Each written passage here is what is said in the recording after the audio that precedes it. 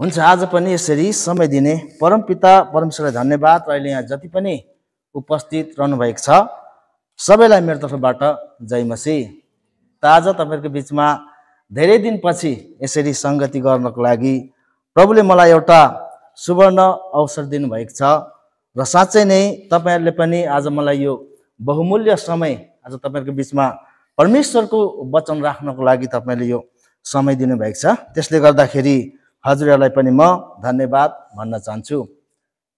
त हुन्छ, आजको वचन चाहिँ मैले तपाईहरुको बीचमा लिएर आएको छु उद्धार अनि मुक्ति भन्ने विषयलाई। विशेष गरी उद्धार र मुक्ति धेरै धर्मावलम्बीहरूले हैन, धेरै धर्मभित्र रहने भनौं व्यक्तिहरूले पनि वा चाहिँ त्यहाँका स्कलरहरूले पनि यो उद्धार मुक्ति भन्ने कुरालाई चाहिँ खोजिरहेको हुन्छ। र त्यसर्थ आज तपाईहरुको बीचमा म उद्धार र मुक्ति भन्ने विषयलाई चाहिँ लिएर आएको छु र साँच्चै नै तपाईहरु सबैले ध्यान दिएर सुन्नुहोस्। र वास्तवमा मेरो व्यक्तिगत रूपमा उद्धार र मुक्ति भएको छ कि छैन, हैन, मेरो उद्धार मुक्ति साँच्चै नै भएको छ कि छैन, कि मैले एउटा व्यर्थमा परिश्रम मात्रै गरिरहेको छु कि न चाहिँ मेरो उद्धार मुक्ति वास्तविक भएको छ कि छैन, त्यो पनि आज हामीले आफूलाई विचार गरौँ। र आज तिनै सन्दर्भमा मैले परमेश्वरको वचन लिएर आएको छु र त्यो वचन अघि बढाउनु भन्दा पहिला विशेष गरी म तपाईहरुको बीचमा छोटो प्रार्थना गर्नेछु। यहाँहरुको बीचमा लिएर आएको छु। तपाई परमेश्वर पवित्र आत्माद्वारा अगुवाई दिनुभएको होस् र सुन्ने सुनाउनेलाई तपाईले आशीषित गर्नुभएको होस्। धन्यवाद छ प्रभु येशू ख्रीष्टको नाममा माग्छौं, आमेन। हुन्छ, मैले केही समय पहिला उद्धार र मुक्तिको विषयमा चाहिँ मैले भिडियो बनाएर युट्युबमा राखेको थिएँ र युट्युबमा राख्दै गर्दाखेरि एकजना मित्रले भन्नुभएको छ तपाईको यो भिडियोको एगेन्स्टमा चाहिँ म मुद्दा हाल्नेछु। विशेष गरी तपाईको यो भिडियोको विपरीतमा चाहिँ म मुद्दा हाल्नेछु भनेर जोरदार कमेन्ट लेख्नु भएको छ र साथै धेरै बहस पनि गर्नु भएको छ। र अझै एकजना मित्रले चाहिँ भनौं तपाईलाई चाहिँ म साइबर क्राइम केस लगाउँछु भनेर भन्नुभएको छ है। भनौं मैले कुनै धर्मशास्त्रको उल्लङ्घन गरेर भनेको छुइनँ, तर वास्तविक सत्य के हो आज ज्ञानलाई जब राखिन्छ अनि जसले ज्ञानलाई बुझ्छ त्यो बुझ्ने अधिकार सबैमाथि छ। दोस्रो नम्बर कुरा साइबर क्राइम भनेको चाहिँ हैन, जस्तै साइबर अपराधी भनेको चाहिँ के हो भन्नुहुन्छ भनेदेखि आज जसले मलाई साइबर अपराधी केस लगाउँछु भन्नुभएको छ, तर उहाँलाई साइबर अपराधी भनेको चाहिँ के हो भन्ने कुरा अहिलेसम्म बुझ्नु भएको रहेनछ। सबैभन्दा साइबर अपराधी भनेको चाहिँ अब आजको दिनमा जति पनि हामीले हेर्छौं भनेदेखि साइबर अपराधी चाहिँ त्यसलाई भन्छ जसले कसैको इमेल आइडी हेक गर्छ, जसले चाहिँ अर्काको बैंक एकाउन्टलाई हेक गर्छ, र जो चाहिँ हेकरहरू छन् हैन, आज जसले पनि भनौं आज जति पनि इन्टरनेटको थ्रुबाट चाहिँ मानिसलाई भ्रमित पार्ने काम गर्छ, जसले एक अर्काको चोर्ने र त्यसलाई चाहिँ भनौं एउटा फसाउने काम गर्छ भनेदेखि त्यसलाई चाहिँ साइबर अपराधी भन्ने गर्दछ। तर वास्तवमा आज भनौं लाइभमा गएर डिबेट गर्नु चाहिँ साइबर अपराधी केस भन्दैन। र वास्तवमा आज हामीहरू पनि भनौं आज जो चाहिँ कानुनको दायराभित्र रहेर नै परमेश्वरको सुसमाचार प्रचार गरेका छौं। र यहाँलाई मैले पहिला पनि भनिसकेको थिएँ कि साँच्चै नै विशेष गरी सत्य कुरा बोल्दै गर्दाखेरि चाहिँ अदालतमा मुद्दा हाल्नुहुन्छ भनेदेखि परमेश्वरको महिमा होस् भनेर मैले भनेको थिएँ। त्यसले गर्दाखेरि सत्य कुरा जुन चाहिँ छ र हामीले आफूले बुझेको ज्ञान चाहिँ राख्न पाइने समानता अधिकार सबैको छ। र दोस्रो नम्बर कुरा जान्नुपर्ने र बुझ्नुपर्ने कुरा चाहिँ के छ भनेदेखि जसलाई यो भिडियो हेर्दै गर्दाखेरि जसलाई मुक्तिको विषयमा कुरा गर्दै गर्दाखेरि चाहिँ आज चित्त बुझ्दैन भनेदेखि तपाईको लागि होइन, र यो चाहिँ एउटा हाम्रो विश्वासी र मण्डलीलाई शिक्षा दिनको लागि नै हामीले यस विषयमा भिडियो बनाउने गर्दछौं। धन्यवाद छ। आउनुहोस् म परमेश्वरको वचन बाइबललाई आज म मुक्तिको विषयमा तपाईहरुको बीचमा राख्नेछु। र मुक्ति र उद्धार भन्ने विषय चाहिँ वास्तवमा उद्धार र मुक्ति भन्ने विषय चाहिँ आज यो उद्धार र मुक्तिलाई चाहिँ सबैले खोजिरहेको छ। उद्धार मुक्ति भन्ने कुरा चाहिँ आज हामीले चाहिँ खोजेर पाएको होइन है। येशूले के भन्नुभएको छ भनेदेखि तिमीहरूले मलाई खोजेनौ तर मैले तिमीहरूलाई खोजेको छु। आज जति पनि चर्च भित्र बसिराख्ने जति पनि विश्वासीहरू हुनुहुन्छ कसैले सङ्घर्ष गरेर यसलाई चाहिँ हामीले एकदमै मेहनत गरेर प्राप्त गरिएको छैन। यो कुरा चाहिँ हामीले स्पष्टीकरण बुझिराख्दाखेरि राम्रो हुन्छ। दोस्रो नम्बर कुरा चाहिँ आज यस मुक्तिलाई चाहिँ हैन, विशेष गरी उद्धारलाई चाहिँ वा चाहिँ हिन्दू धर्मभित्र रहने व्यक्तिहरूले चाहिँ धेरै परिश्रम गरेर उद्धार र मुक्तिलाई खोजेको छ। त्यसले गर्दाखेरि आउनुहोस्, हिन्दू शास्त्रको विचार चाहिँ उद्धार र मुक्तिमा के छ र चाहिँ मुस्लिमहरूको विचार चाहिँ के छ र बाइबलको विचार चाहिँ के छ, सो आज तपाईँलाई मैले अलिकति बुझ्नेछौँ र अलिकति सबैले ध्यान दिएर सुन्नुहोस्। यो कुरा चाहिँ तपाईँको लागि पनि महत्त्वपूर्ण कुरा छ र तपाईँको जीवनमा उद्धार र मुक्ति भन्ने कुरा पाउनु भएको छ कि छैन र यो मुक्ति भन्ने कुरालाई प्राप्त गर्नु भएको छ कि छैन, आजको वचनबाट तपाईँले जाँच्न सक्नुहुनेछ। सबैले ध्यान दिएर सुन्नुहोस्। आउनुहोस्, सबैभन्दा पहिला हिन्दू शास्त्रले मुक्तिको विषयमा चाहिँ कसरी खोजेको छ वा उहाँहरूको विचार के छ उद्धार र मुक्ति प्राप्त गर्नको लागि भन्नुहुन्छ भनेदेखि, हिन्दू शास्त्रमा जति नै कुरा शास्त्र भए तापनि 4 वेद 18 पुराण 227 उपनिषद भए तापनि उहाँहरूको मुक्ति पाउने विचार 4वटा मार्ग छ। यी 4वटा मार्ग जसले अपनाउँदैन मुक्ति पाउँदैन भन्ने उहाँहरूको विचार छ। पहिलो मार्ग छ ज्ञान मार्ग, दोस्रो मार्गलाई भन्छ भक्ति मार्ग, तेस्रो मार्गलाई भन्छ कर्म मार्ग र चौथो मार्ग छ 4वटा मार्ग, चौथो मार्ग चाहिँ ध्यान मार्ग भन्ने गर्दछ। अब यो ज्ञान मार्ग भनेको चाहिँ आत्मिक ज्ञान प्राप्त गर्नुपर्छ अनि वेदान्तको ज्ञान पनि हुनुपर्छ, सम्पूर्ण धर्मशास्त्रको ज्ञान पनि पाएको हुनुपर्छ र आत्मिक ज्ञान होइन आत्माको ज्ञान पनि हुनुपर्छ। संसारिक ज्ञान धेरै हुन्छ तर सबैभन्दा आत्मिक ज्ञान ईश्वरसँगको चाहिँ कनेक्सनको ज्ञान हुनुपर्छ। दोस्रो चाहिँ भक्ति मार्ग भनेको चाहिँ ईश्वरप्रति समर्पण हुनु, भक्ति मार्ग भनेको पूर्ण रूपले समर्पण हुनुपर्छ ईश्वरप्रति र उहाँमा चाहिँ पूर्ण प्रेम पनि हुनुपर्छ। त्यो चाहिँ दोस्रो मार्ग हो। अनि तेस्रो चाहिँ कर्म मार्ग भनेको चाहिँ कर्म मार्ग, त्यो चाहिँ कर्म मार्ग भनेको चाहिँ के विश्लेषण गरेको छ हिन्दू शास्त्रले भन्नुहुन्छ भनेदेखि चाहिँ त्यसलाई चाहिँ फलको आशा नराखी काम गर्नु। आज कसैले केही काम गर्छ भनेदेखि मैले कसैलाई मद्दत गर्दैछु, कसैलाई मैले सहयोग गर्दैछु, कसैमाथि चाहिँ मैले आज कुनै उपकार गर्दैछु भनेदेखि त्यसको फलको आशा नराखिकन गर्नु, त्यसलाई चाहिँ कर्म मार्ग भनेर चाहिँ हिन्दू शास्त्रले भन्दछ। अर्को चौथो मार्ग चाहिँ ध्यान मार्ग। ध्यान मार्ग भनेको चाहिँ आत्मालाई शुद्ध राख्नु, आत्मालाई पूर्ण शुद्ध राख्नु र साँच्चै नै आत्मामा अलिकति पनि पाप आउन नदिनु र अलिकति पाप भन्ने कुरा सोच्न पनि नसोच्नु, विचार पनि नगर्नु, एकदमै शुद्ध राख्नुपर्ने होइन, योग गर्नु, प्र्याक्टिस गर्नु। त्यसलाई चाहिँ के भन्छ भन्नुहुन्छ भनेदेखि ध्यान मार्ग। त्यसरी ध्यान ईश्वरप्रति हुनुपर्छ भन्ने कुरा चाहिँ हिन्दू शास्त्रले भन्छ। यी 4वटा मार्ग अपनायो भनेदेखि चाहिँ मुक्ति प्राप्त गर्न सक्छ भन्ने कुरा हिन्दू शास्त्रीहरूको भनाइ छ। आज यो विचार गर्यो भनेदेखि चाहिँ आज भनौँ यसमा चाहिँ भनौँ यसलाई विचार गर्नुपर्छ भनेदेखि चाहिँ सम्पूर्ण संसारलाई त्यागेर साधुको रूप धारण गर्नु हो र साधुले पनि आज यो कठोर परिश्रम चाहिँ गरेको छ कि छैन भन्ने कुरा मानव जातिको लागि असम्भव कुराहरू छ। त्यसले गर्दाखेरि हामीहरू ध्यान दिएर सुनौँ र आज हिन्दू शास्त्रको भनाइ अनुसार चाहिँ साँच्चै नै आजको युगको मानिसले चाहिँ यो 4वटा मार्गमा एउटा मार्गको एउटा कुनो एउटा बिन्दु पनि भनौँ पुरा गर्न सक्ने सम्भव चाहिँ छैन। किन भन्नुहुन्छ भनेदेखि आत्मा ज्ञान प्राप्त गर्नको लागि र साँच्चै नै सम्पूर्ण वेदान्तलाई चाहिँ पूर्ण पढेको व्यक्ति आजको दिन चाहिँ हामी भेट्न साह्रै पर्छ। दोस्रो नम्बर कुरा निस्वार्थ प्रेम गर्ने मान्छे यस संसारमा पनि साह्रै छ। र तेस्रो नम्बर कुरा चाहिँ आज के भनेछ भनेदेखि भनौँ आशा नराखिकन काम गर्ने, यी सबै काम गर्नको लागि आजको संसारमा मानिसले हेऱ्यो भनेदेखि धेरै साह्रो छ।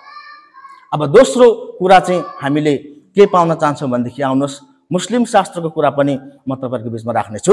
मुस्लिम शास्त्रले जो चाहिँ आज मुसलमानले मान्ने कुरान भन्छ, कुरानको चाहिँ विचार के छ भनेदेखि उहाँहरूले उद्धार र मुक्ति पाउने तरिका के छ सुन्दै जानुहोस् है। विशेष गरी आज कुरानले चाहिँ के भन्दैछ भन्नुहुन्छ भनेदेखि कुरानले चाहिँ एकमात्र ईश्वर के छ भन्दा एकमात्र अल्लाहलाई मान्नु, अनि दोस्रो नम्बर कुरा चाहिँ कठोर परिश्रम गरेर रोजा राख्नु होइन। अनि अर्को तेस्रो नम्बर कुरा चाहिँ त्यही नै हो, त्यहाँ पनि यो कर्म मार्ग भन्ने चाहिँ मुस्लिमहरूले अपनाउनु पर्छ। निस्वार्थ प्रेम गर्नुपर्ने र साँच्चै नै कसैमाथि होइन कसैको उपकार र पाप गर्नु हुँदैन। त्यस्तो पाराले चाहिँ के हुन्छ भनेदेखि उद्धार मुक्ति पाउने कुराहरू छ। हामीले यो कुराहरू चाहिँ अन्य शास्त्रको विषयमा मैले तपाईँहरूको बिचमा राखेको छु।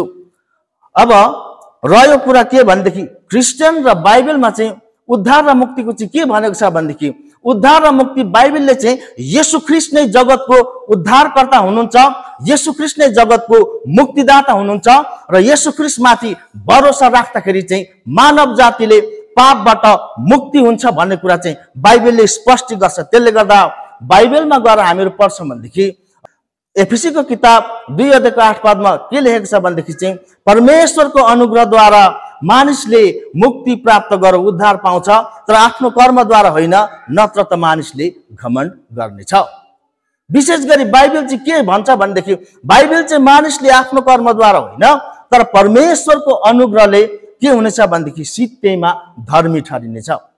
उद्धार र मुक्ति प्राप्त गर्छ भनेदेखि चाहिँ परमेश्वरको अनुग्रहले यदि म मेरो कर्मद्वाराले चाहिँ उद्धार पाउँछु र मैले चाहिँ राम्रो काम गरेको कारण मैले मुक्ति पाउँछु भनेर सोच्छ भनेदेखि चाहिँ त्यसले के गरौँ भन्नुहुन्छ भनेदेखि त्यसले चाहिँ आफूलाई घमण्ड गरौँ भन्ने कुरा चाहिँ बाइबलले बताउँछ। दोस्रो नम्बर कुरा चाहिँ बाइबलले अझै स्पष्टीकरण के गर्छ भनेदेखि यूहन्नाको 3:16 के लेखेको छ भनेदेखि परमेश्वरले संसारलाई यस्तो प्रेम गर्नुभयो र उहाँले आफ्नो एकलौटे पुत्र दिनुभयो, जसले उहाँमाथि विश्वास गर्छ त्यो नाश नहोस् र त्यसले अनन्त जीवन प्राप्त गरोस् भनेर चाहिँ परमेश्वरको वचन बाइबलले भन्दछ। अझै अर्को कुरा चाहिँ के भन्दैछ भनेदेखि बाइबल स्पष्ट छ कि साँच्चै मत्तीको 11:28 के भनेको छ भन्नुहुन्छ भनेदेखि हे मेहनत गर्ने र बोझले दबेका हो, तिमीहरू म कहाँ आओ र म तिमीहरूलाई विश्राम दिनेछु। आज जसरी उद्धार र मुक्तिको लागि परिश्रम गर्दै उद्धार र मुक्तिको लागि चाहिँ जसरी आज भनौँ धेरै सङ्घर्ष गरेको व्यक्तिलाई चाहिँ बाइबलले के भन्दैछ भनेदेखि हे मेहनत गर्ने र बोझले दबिएका हो, तिमीहरू म कहाँ आओ, म तिमीहरूलाई विश्राम दिनेछु। दोस्रो नम्बर कुरा येशूले भन्नुभयो बाटो सत्य र जीवन म नै हुँ, मद्वारा बाहेक कोही पनि पिता कहाँ जान सक्दैन भनेर येशू ख्रीष्टले भन्नुभयो। त्यसले गर्दा आज उद्धार र मुक्तिको विषयमा चाहिँ बाइबल स्पष्ट छ कि साँच्चै नै प्रभु येशू ख्रीष्टमाथि भनौँ के गर्छ विश्वास राखेर नै भनौँ मानिसले उद्धार पाउँछ। त्यसले गर्दाखेरि यूहन्नाको किताबमा म पढ्नेछु। आउनुहोस् यूहन्नाको किताब 1:29 म पढ्नेछु, 29-30 म पढ्छु। यहाँ यसरी लेखेको छ 29-30-31 भोलिपल्ट उहाँले येशूलाई आफूतिर आइरहनु भएको देखेर भने हे संसारका पाप उठाइ लैजाने परमेश्वरका थुमा उनी उहाँ नै हुनुहुन्छ जसको विषयमा मैले भनेको थिएँ, म पछि एकजना मानिस आउनुहुन्छ जो म भन्दा उच्च हुनुहुन्छ, किनभने उहाँ म भन्दा अघिबाटै हुनुहुन्थ्यो। त्यहाँबाट लेखेको छ 31 म आफैले उहाँलाई चिनेको थिइनँ, तर उहाँ इस्राएलमा प्रकट हुन् भनेर नै पानीले बप्तिस्मा दिँदै आए। परमेश्वरको वचन पढाइ अनि सुनाइमाथि हामी सबैलाई आशिष होस्। विशेष गरी आज यहाँ चाहिँ के देख्दैछ भनेदेखि यूहन्ना जो चाहिँ आज बप्तिस दिने यूहन्नाले के गर्दैछ भनेदेखि प्रभु येशू ख्रीष्टलाई देखेर भोलिपल्ट उहाँ आफूतिर आइरहेको देखेर चाहिँ उहाँले के भन्नुभयो भनेदेखि हेर संसारका बस जगतका पाप उठाइ लैजाने परमेश्वरका थुमा म कहाँ आउँदै हुनुहुन्छ भनेर चाहिँ कसले यूहन्नाले भनेको कुरा देख्नु। त्यसले गर्दा प्रभु येशू ख्रीष्ट नै जगतको पाप उठाइ लैजाने व्यक्ति हुनुहुन्छ। यो चाहिँ कुरा स्पष्ट छ। त्यसले गर्दाखेरि आज मानिसले परिश्रम गरेर होइन, तर येशू ख्रीष्टमाथि विश्वास गरेर चाहिँ उद्धार अनि मुक्ति प्राप्त गरिने कुरा चाहिँ आज बाइबलले बताउँदछ। अब यो सबै कुरा सुन्दाखेरि कस्तो लाग्यो हजुरहरूले विचार गर्नुहोस् मनमा कि येशू ख्रीष्टमा विश्वास गरेर उद्धार मुक्ति भयो होइन। पहिलो नम्बर कुरा त के अब येशूमाथि नै विश्वास गर्दाखेरि उद्धार र मुक्ति हुँदो रहेछ। यो कुरा चाहिँ कन्फर्म हो कि बिना येशूमाथि विश्वास नगरिकन हामीले उद्धार मुक्ति प्राप्त गर्न सकिँदैन। तर तेस्रो नम्बर कुरा अर्को के छ भनेदेखि प्रभु येशूले कसरी उद्धार मुक्ति प्राप्त गर्न सकिन्छ भनेर भन्नुहुन्छ भनेदेखि परमेश्वरको वचन बाइबललाई हामीले हेर्नुपर्छ। यहाँ के लेखेको छ भनेदेखि यूहन्ना 3:3 के लेखेको छ भनेदेखि येशूले तिनलाई जवाब दिएर भन्नुभयो म साँच्चै तिमीलाई भन्दछु कोही नयाँ गरी जन्मेन भने परमेश्वरको राज्य देख्न सक्दैन भनेको छ। अर्को नम्बर कुरा येशू ख्रीष्टलाई विश्वास गर्नु चाहिँ भनौँ गरेर भन्दाखेरि हामी विश्वास त गरेको छ नि, येशूलाई विश्वास गर्यो मैले जे गर्दा नि भइहाल्छ नि, होइन येशूलाई विश्वास गरेकी छु ढुक्कै छ नि उद्धार मुक्ति पाइहाल्यो नि। आज हामी विश्वासीहरूको लक्ष्य कति त्यो पनि हुन्छ। तर वास्तवमा हामीले यसलाई पूर्ण रूपले स्वतन्त्र रूपले नबुझ्दाखेरि चाहिँ आज अलिकति यसुमाथि विश्वास गरेर अनुग्रहले उद्धार पायौँ भन्ने कुरालाई चाहिँ अलिकति विश्वासीलाई चाहिँ अलिक पछाडि लगेर शैतानले छालेको पनि हुन्छ। तर वास्तवमा के भनेको छ, साँच्चै म तिमीहरूलाई भन्दछु, यसुले भन्नुहुन्छ कोही पनि नयाँ गरी जन्मेन भनेदेखि चाहिँ स्वर्गको राज्यमा पस्न सक्दैन। अब नयाँ जन्मिनु भनेको चाहिँ के हो त? निकोडिमसले यो प्रश्न राख्दै गर्दाखेरि चाहिँ प्रभु येशूले नयाँ गरी जन्मिनु पर्छ भनेर भन्नुभयो। अब नयाँ गरी जन्मिनु भनेको चाहिँ अब पहिला नम्बर कुरा हामीले यसलाई मजाले बुझ्दैन भनेदेखि चाहिँ नि बहुत साह्रो छ। हामीले उद्धार र मुक्ति त येशूमै विश्वास गरेकालाई प्राप्त गरिएको छ। किनभने रोमीको किताब 10 अध्यायको 9 पदमा के भनेको छ भनेदेखि यदि तिमीले येशूलाई प्रभु हो भनी आफ्नो मुखले स्वीकार्यौ र उहाँलाई मरेकाहरूबाट जीवित पार्नु भयो भने आफ्नो हृदयमा विश्वास गर्यो भने तिम्रो उद्धार भइसकेको छ भनेको छ, हैन? तर उद्धार र मुक्ति येशूमा विश्वास गरेको कारणले भएको छ। तर येशूमा विश्वास गर्नु भनेको चाहिँ फेरि येशूको वचनमा नि विश्वास गर्नु पर्यो नि त। येशूको वचनले चाहिँ के भन्दै रहेछ भन्नुहुन्छ भनेदेखि चाहिँ साँच्चै साँच्चै म तिमीलाई भन्दछु कोही पनि नयाँ गरी जन्मेन भनेदेखि होइन तिमीहरू स्वर्गको राज्यमा पस्न सक्ने छैन भनेको छ। अब नयाँ गरी जन्मिनु भनेको चाहिँ के हो? अब फेरि म आमाको गर्भमा जानु पर्यो त? नयाँ गरी जन्मिनु भनेको चाहिँ के हो त? निकोडिमसले त्यही प्रश्न गर्दैछन्। अब विशेष गरी नयाँ गरी जन्मिनु भन्दै गर्दा चाहिँ अब हाम्रा सोच विचार, हाम्रा ध्यानहरू, हाम्रा चालचलनहरू होइन सबै त नयाँ हुनु पर्यो नि। आज नयाँ हामीहरू भएका छौँ कि छैनौँ त? हजुर, हामीहरू नयाँ छौँ कि छैनौँ? परमेश्वरसँग सबैभन्दा डराउनु, प्रभुसँग डर लाग्छ कि लाग्दैन हामीलाई? सबैभन्दा पहिला नयाँ गरी साँच्चै कोही पनि जन्मेन भने स्वर्गको राज्यमा पस्नै सक्दैन भनेको छ। अब नयाँ जन्म तपाईँ र मेरो भएको छ कि छैन? आज यो चाहिँ पहिलो नम्बर प्रश्न हो। नयाँ जन्म भन्दै गर्दा चाहिँ हामीहरूको विचारहरू होइन। आज सबैभन्दा पहिला येशूले भन्नुभयो शरीरबाट जन्मेको त शरीरै हुन्छ। किनभनेदेखि साँच्चै नै नयाँ गरी जन्मिनु पर्छ भन्दा तिमी अचम्म नमान, किनभने मानिस चाहिँ पानी र आत्माले जन्मिनु पर्छ भनेको छ। नयाँ गरी जन्मिनु पर्छ भन्दै गर्दा तिमीहरू अचम्म नमान, किनभने मानिस चाहिँ पानी र आत्माले जन्मिनु पर्छ। पानी भन्दै गर्दा बप्तिस्मा लिनुपर्छ। दोस्रो नम्बर कुरा चाहिँ तिमीहरू आत्माले जन्मिनुपर्छ। पवित्र आत्मा तिमीहरूमा आउनुपर्छ। पवित्र आत्माको छाप लाग्नुपर्छ। पवित्र आत्माको शक्तिले तिमीहरूका शरीरका कार्यहरू निर्मल पारेको हुनुपर्छ।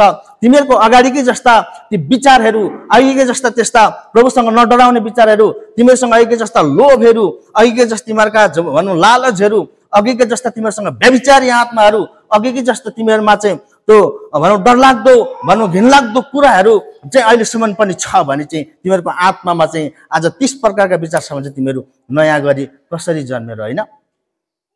त्यसले गर्दा आत्मामा तिमीहरू जन्मिनुपर्छ। रोमीको किताब 8 अध्यायको 13 पदमा गएर पढ्दा के लेखेको छ भनेदेखि पवित्र आत्माको शक्तिले तिमीहरूका शरीरका कार्यलाई निर्मल पार्यो भनेदेखि मात्रै तिमीहरू जिउनेछौ भनेको छ।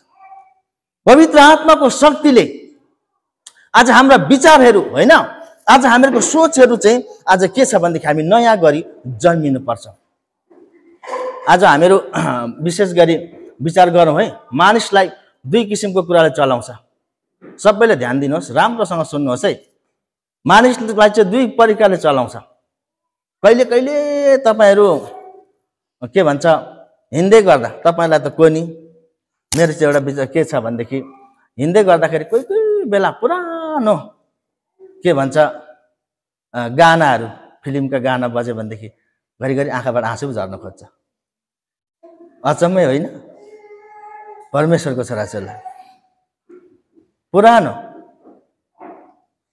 फेरि अर्को भत्पर्दो खालको प्रभुको भजनहरू चर्चभित्र गाउँदै गर्दा फेरिबाट आँखाबाट आँसु झर्छ।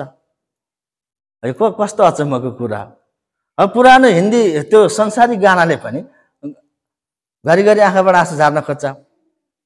घरिघरि चाहिँ परमेश्वरको भजन गाउँदै गर्दा त झरी पनि हाल्छ, जिउ पनि जिरिङ्ग हुन्छ। यो चाहिँ के हो अचम्म? यस कुरालाई पनि हामीले गौर गरेर ध्यान दिनुपर्छ। यहाँ चाहिँ त्यसले गर्दा मानिसलाई दुई किसिमले चलाउँछ। मानिसभित्र चाहिँ मानिसमा एउटा आत्मा छ अनि एउटा चाहिँ भावना। भावनाले पनि मानिसको आँखाबाट आँसु झर्छ।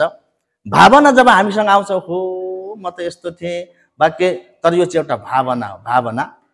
तर अर्को नम्बर कुरा चाहिँ एउटा के छ भन्नुहुन्छ भनेदेखि आत्मा छ मानिसभित्र, अनि त्यो आत्मामा चाहिँ अनि परमेश्वरको आत्माको सङ्गति भयो भने है, जब हाम्रो आत्मामा चाहिँ परमेश्वरको आत्माको सङ्गति भयो भनेदेखि त्यतिखेर पनि आँखाबाट आँसु आउँछ।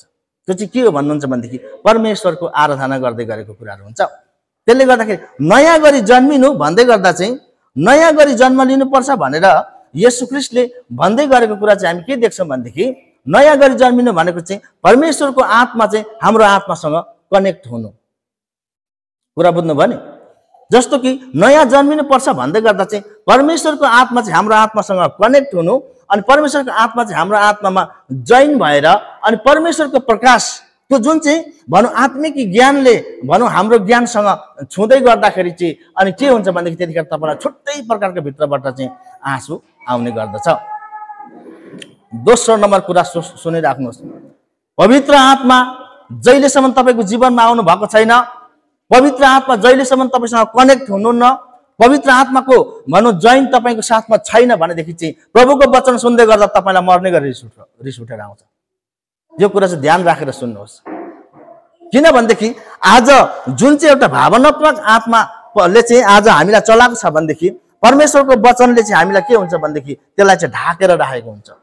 अनि जति सक्दो बुलेट प्रुफ ज्याकेट लगाएर मान्छे बसे जस्तो त्यो वचनभित्र जान दिँदैन, रिस उठ्छ भनौँ, त्यसलाई चाहिँ भनौँ नराम्रो लागेर हुन्छ। अनि पछि गिर्जा सकेपछि अनि बाहिर विभिन्न आलोचक कुराहरू निक्लिरहेको हुन्छ कि साँच्चै नै आज फल्नाले त नराम्रो गरी मलाई घोचेर भन्यो नि। तर वास्तवमा जससँग पवित्र आत्मा चाहिँ भरपुरी हुनुहुन्छ, पवित्र आत्मा जससँग हुन्छ नि, तब त्यस्तो व्यक्ति चाहिँ के गर्छ भनेदेखि हरेक वचनलाई डाइजेस्ट गर्न सक्छ। किनभने त्यो पवित्र आत्माले चाहिँ हाम्रो आत्मासँग बसेर कनेक्ट भएको हुन्छ अनि यी वचनहरू चाहिँ प्रभुको आत्माबाट हाम्रो जीवनमा आएको हुन्छ होइन। त्यसले गर्दाखेरि आज सबैभन्दा नयाँ जन्म भन्नुको अर्थ चाहिँ हामीसँग पहिला परमेश्वरको आत्मा र हाम्रो आत्माको कनेक्ट हुनुपर्छ। त्यसले गर्दा यसुले भन्नुभयो साँच्चै कोही पनि आत्माद्वारा चाहिँ जन्मिँदैन भनेदेखि त्यसले स्वर्गको राज्य प्राप्त गर्न सक्दैन। त्यसले गर्दा आज तपाईँ र मेरो हामीहरूको नयाँ जन्म, आज नयाँ जन्म हाम्रो भएका छौँ कि छैनौँ? किनभनेदेखि नयाँ जन्म त भनौँ नयाँ विचारहरू हुन्छ नि, नयाँ विचारहरू हामीहरूका नयाँ कुराहरू हुन्छ, नयाँ सोचहरू हुन्छ। किनकि हामीहरूको हेराइहरू, हामीहरूको हरेक सुनाइहरू, हामीहरूका बोलाइहरू प्रत्येक कुरामा चाहिँ नयाँ हुनुपर्छ नि। विशेष गरी गएको हप्ता यस नयाँ जन्मको विषयमा हामीले सकलपुर मण्डलीमा चाहिँ के भन्छ यसलाई प्रचार गरेका थियौँ। यसलाई चाहिँ हामीले एउटा सेमिनार जस्तो बनाएर बनाइएको थियो। तर जब यो नयाँ जन्मको विषय हामीले डिस्कस गर्दै गर्दाखेरि चाहिँ पूर्ण मण्डलीमा चाहिँ रिभाइभल भयो। धेरै मण्डलीमा प्राय मान्छे चाहिँ रिभाइभल एउटा जागृति प्रभुले ल्याउनु भयो। त्यसले गर्दाखेरि आज नयाँ जन्मको वास्तविकता, नयाँ जन्मको कुरालाई हामीले भित्रबाट नबुझ्दाखेरि चाहिँ आज हामीलाई के गरेको छ भनेदेखि आत्माको सङ्गतिबाट हामीहरू वञ्चित भएका छौँ। त्यसले गर्दाखेरि आज नयाँ जन्म भनेको चाहिँ हामीले सम्पूर्ण हाम्रो शारीरिक विचारबाट चाहिँ हामीहरू मर्नुपर्छ। जहिलेसम्म शारीरिक विचारबाट मर्दैन हामीलाई चाहिँ के हुन्छ नि, शरीरले तानेको। त्यसले गर्दा शरीरबाट जन्मेको चाहिँ शरीर हुन्छ भनेर परमेश्वरको वचन बाइबलले भन्छ। त्यसले गर्दा आत्माबाट जन्मिनुपर्छ। अनि जब शरीरबाट मात्रै जन्मेको छ भने आत्माबाट जन्मेको शरीर र आत्माको दुईटाको लडाइँ हुन्छ। यो चाहिँ एउटा हामीले बुझिराख्दाखेरि राम्रो हुन्छ। विशेष गरी शरीरबाट जन्मेको र आत्माबाट जन्मेको चाहिँ युद्ध हामीले थुप्रो देखिएको छ।